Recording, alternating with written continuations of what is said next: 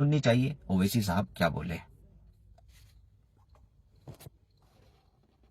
अपने बचपने में जब हिस्ट्री पढ़ता था तो मैंने एक स्टैचू की फोटो देखी थी, प्रीस्ट किंग ऑफ मोहनजोदारो।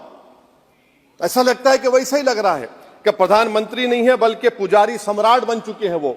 और मैं क्यों कह रहा हूं कि हमारे सदर जमहूरिया ने कहा था कि 22 जनवरी एक तारीखी दिन है, बिल्कुल तारीखी दिन है।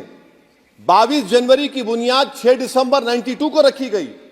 22 जनवरी की बुनियाद 86 में ताले खोलकर रखी गई। 22 जनवरी की बुनियाद जीबी पंत ने रखी थी। इसीलिए तारीखी दिन है। और तारीखी दिन इसलिए भी है कि सर इसी ऐवान में 16 दिसंबर 1992 को हमने एक रेजोल्यूशन पास किया था।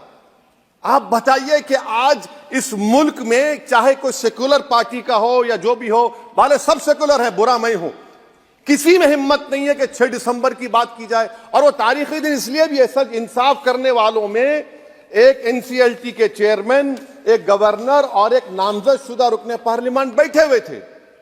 अब आप बताइए मेरे पास बचा क्या है? बचा यह है कि आर्टिकल 32 बचा है जिसको बाबा साहब अंबेडकर ने दिया। आज मुल्क के 17 करोड़ मुसलमान भारत के वजीर आजम पर एतमाद भरोसा नहीं करते, बिल्कुल नहीं करते, बता रहा हूं, खुल के कह रहा हूं। अगर आप आर्टिकल 32 का ड्यू प्रोसेस ही खत्म कर देंगे तो फिर मेरे पास क्या बचेगा सर? क्या बचेगा? मैं तो यहां खड़े होकर वो सुप्रीम कोर्ट के मायानाज बेबाक वकील दुष्यंत दवे की तरह तो नहीं कह सकता। मुझे आज भी रूल ऑफ लॉ में भरोसा है, मुझे आज भी कानून पर, संविधान पर भरोसा है, मगर ड्यू प्रोसेस तो फॉलो होना चाहिए। ड्यू प्रोसेस फॉलो नहीं हो रहा। एक तारीखी दिन 22 जनवरी था, एक तारीखी दिन 31 जनवरी था। सर रात के अंधेरे में अपील किए बगैर आप आरे लेकर रास्ता खोल देते हैं। क्या पैगाम दे रहे हैं सर? 600 साल की मेहरौली की मस्जिद को बगैर कोई नोटिस दिए आपने डिमोलिश कर दिया। मैं जिम्मेदारी के साथ कह रहा हूं कि भारत के प्रधानमंत्री और उनकी सरकार भारत के मुसलमानों से उनकी शनाख्त को छीनना चाहते हैं। ख्वाजा अजमेरी के आस्थाने पर चादर बिछाइए, मगर आप जो चादर मुझसे छीनना चाह रहे हैं मेरी मस्जिद है। आप हर मस्जिद को छीनना चाहते हैं। आप बताइए 17 करोड़ मुसलमानों को क्या पैगाम दे रहे हैं आप कि आप हर मस्जिद को छीन लेंगे मुझसे? फिर मेरा वजूद किस माने रखता है? मेरा शनाख्त क्या माने रखता है? रूल ऑफ लॉ क्या माने? अच्छा, 1991 के प्लेसेस ऑफ वर्शिप एक्ट पर क्यों नहीं बोलते आप लोग? आप उस पर कायम है नहीं है। आप 500 साल की बात करते। मैं आपसे कहता हूं भाई 500 साल पे मत जाइए, बौद्ध पे जाइए, जैनिज्म पे जाइए, शैविज्म पे जाइए, कहां रुकेंगे? अरे इस देश को आजादी मिली 47 में, संविधान मिला हमको बाबा साहब अंबेडकर का, बराबरी का।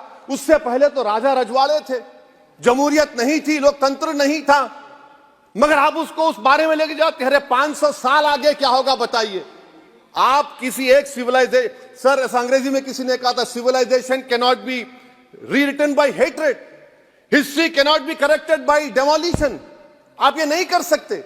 और मैं उम्मीद करता हूं कि जब मौर्रिख तारीख लिखेगा, नरेंद्र मोदी इस मुल्क में तारीख लिखना चाहते हैं। क्या तारीख लिखना चाहते हैं?